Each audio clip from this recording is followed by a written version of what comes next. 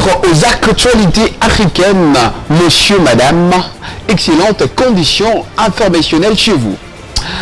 Ouvrons notre numéro d'actualité africaine avec le Niger. Une nouvelle attaque contre une localité près de la frontière avec le Burkina Faso. En début d'après-midi, mercredi, des hommes armés s'y sont pris aux villageois de Libéry. Après avoir chassé les habitants, ils ont mis le feu au village. Les djihadistes imposent leur loi dans la zone de 3 frontières, dans le préfecture d'Etera et Goété. Mercredi après-midi, lors d'une descente dans un village situé non loin du sud aurifère des Samira, des djihadistes ont chassé la population avant de mettre le feu au village de Libéry. Le gigantesque brasier était visible de loin.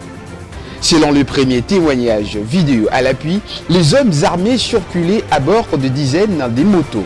Après leur forfait, ils ont pris la direction de la frontière du Burkina Faso où les combats entre l'armée régulière et les djihadistes de l'EIGS, État islamique au Grand Sahara, se sont intensifiés. À Chatouman, dans cette même zone, selon les sources locales et sécuritaires, une centaine de soldats a été tués mardi. On dénombre également de blessés qui ont été évacués vers les districts sanitaires d'Etera. Plusieurs ambulances ont été observées toute la journée de mercredi par des habitants de la région. Dans un communiqué diffusé sur la télévision nationale, l'état-major général des forces armées nigérianes a démenti toute attaque djihadiste dans la zone. Toutefois, les communiqués précisent que 10 soldats ont été enterrés ce mercredi au carré de Martyrs à Niamey. Dames et messieurs, venons-en au Maroc pour parler de ce qui a été comme une sélection encore en choix portée pour la Coupe du Monde 2030. Pays hôte du Mondial 2030 a un jour historique pour l'Afrique. Le Maroc a été officiellement désigné mercredi comme co-organisateur de la Coupe du Monde de football 2030 aux côtés de l'Espagne et du Portugal. Cette décision historique marque la 10e fois qu'un pays africain accueille cet événement mondial, après l'édition de 2010 en Afrique du Sud. Pour le Royaume, c'est une reconnaissance de son investissement continu dans le sport et de ses efforts pour renforcer son rayonnement international. La désignation du Maroc pour co-organiser la compétition s'inscrit dans une stratégie claire du Royaume. Développer les infrastructures sportives modernes et s'imposer comme un acteur incontournable du football mondial, avec ses stades de classe mondiale comme celui de Tanger récemment rénové. Le pays a démontré sa capacité à accueillir des événements internationaux d'envergure. La co-organisation de ce tournoi est perçue comme un succès collectif pour l'Afrique. Elle illustre l'unité et l'ambition du continent qui cherche à s'imposer sur la scène sportive mondiale tout en stimulant le développement économique et social local. En 2010, la Coupe du Monde en Afrique du Sud avait été saluée comme un tournoi majeur pour le football africain. L'édition 2030 promet de poursuivre cet élan en mettant cette fois-ci les Maroc sous les projecteurs. Cependant, ce succès s'accompagne de nombreux défis. La co-organisation impliquera une coordination étroite entre les 3 pays hôtes pour garantir une logistique fluide et une expérience de qualité pour les millions de spectateurs attendus. Pour le Maroc, cela représente également une occasion de renforcer davantage ses infrastructures et de maximiser l'impact économique et social de l'événement. En s'engageant dans cette aventure, le Maroc démontre que le football est bien plus qu'un sport. C'est un vecteur de diplomatie, de développement ou de fierté nationale.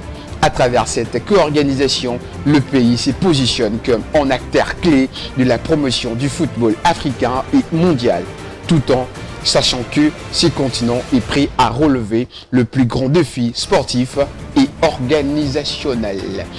On va cette fois-ci prendre une autre direction, histoire d'arriver au Mali pour parler de Wagner et l'armée font une quinzaine des prisonniers lors d'une opération à la frontière mauritanienne. L'armée malienne et les groupes paramilitaires russes Wagner ont mené mardi 10 décembre une opération à la frontière avec la Mauritanie. Au cours de cette opération, une quinzaine d'hommes, majoritairement des Mauritaniens, ont été arrêtés. L'opération s'est déroulée à la Agdaf, près des Safala, dans une zone où le tracé de la frontière n'est pas évident. Des incursions de Wagner en Mauritanie ont déjà eu lieu par le passé, mais cette fois-ci, selon les informations de la radio de la place, les arrestations ont bien eu lieu au Mali.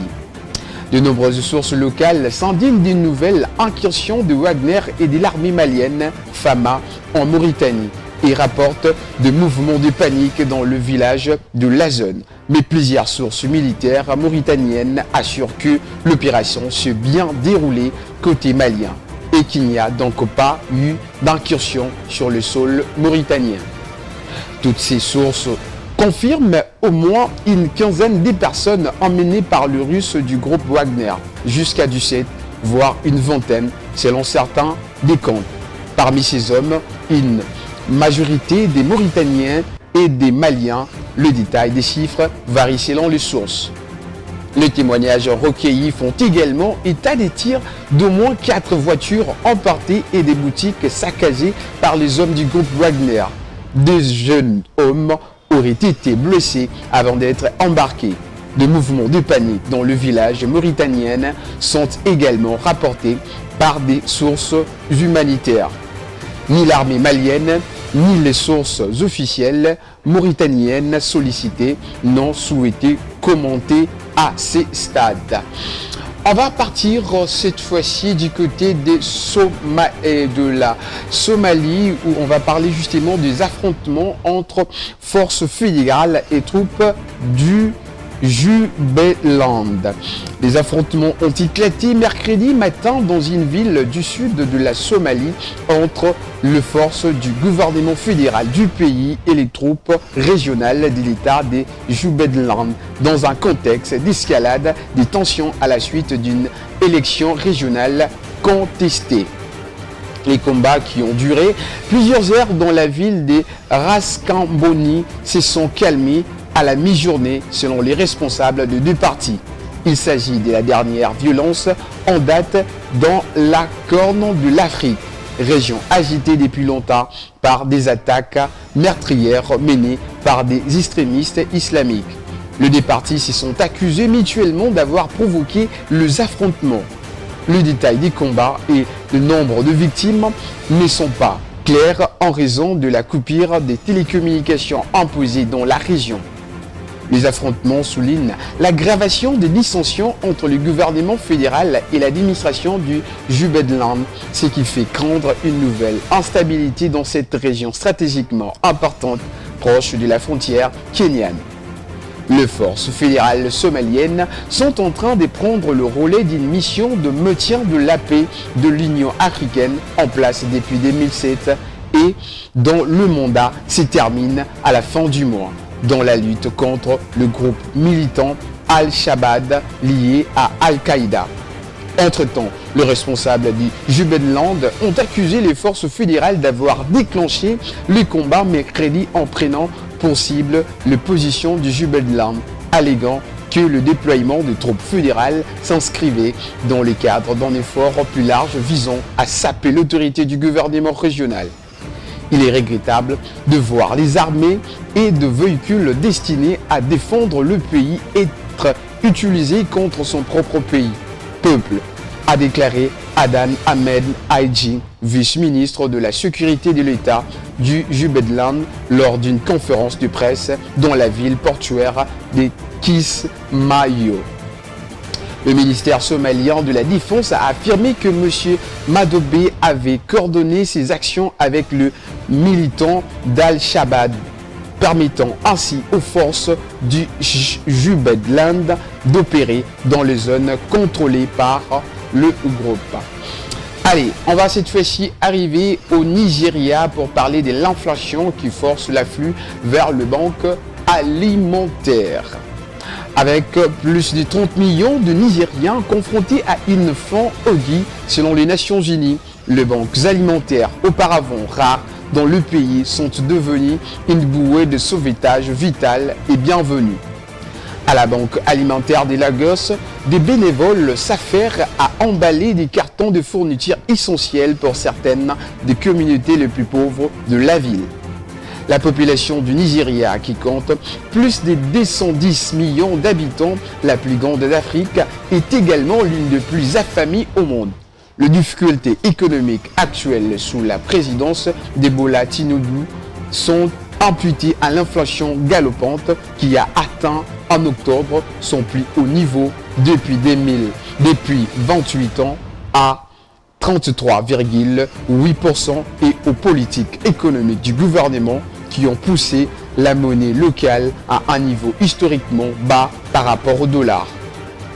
Avec plus de 30 millions de Nigériens confrontés à une faim aiguë selon les Nations Unies, les banques alimentaires portent pour une initiative à Lagos qui vise ainsi à fournir de la nourriture aux communautés vulnérables comme celle-ci à la périphérie de la ville. Les habitants d'ici souhaitaient ne pas avoir à dépendre de l'aide sociale, mais ils sont néanmoins reconnaissants. Augmentation considérable du coût de la vie a laissé de nombreux membres de la communauté confrontés à la faim. La banque alimentaire a été lancée en 2016, mais la demande pour ce service a explosé ces dernières années. La Banque alimentaire de la Lagos s'appuie sur le travail des bénévoles qui s'engagent à répondre aux besoins de la population. Allez, on va boucler plutôt ce numéro d'actualité africaine avec la République démocratique du Congo où Félix-Antoine Tshisekedi vante l'économie et appelle à réformer la constitution lors de son discours sur l'état de la nation. En RDC, le chef de l'État a prononcé mercredi 11 décembre son traditionnel discours sur l'état de la nation. Pour l'occasion, les deux chambres étaient réunies en congrès pour écouter Félix Tshisekedi et son premier discours du genre depuis sa réélection pour un second mandat fin 2023. Le président a présenté ses discours comme un bilan de l'année 2024. Une ambiance survoltée régnait avant le discours du président qui a beaucoup parlé d'économie, une croissance à 6%, une inflation à 11%. Il faut continuer à diversifier nos ressources selon le chef de l'État qui a vanté les réalisations de son pays.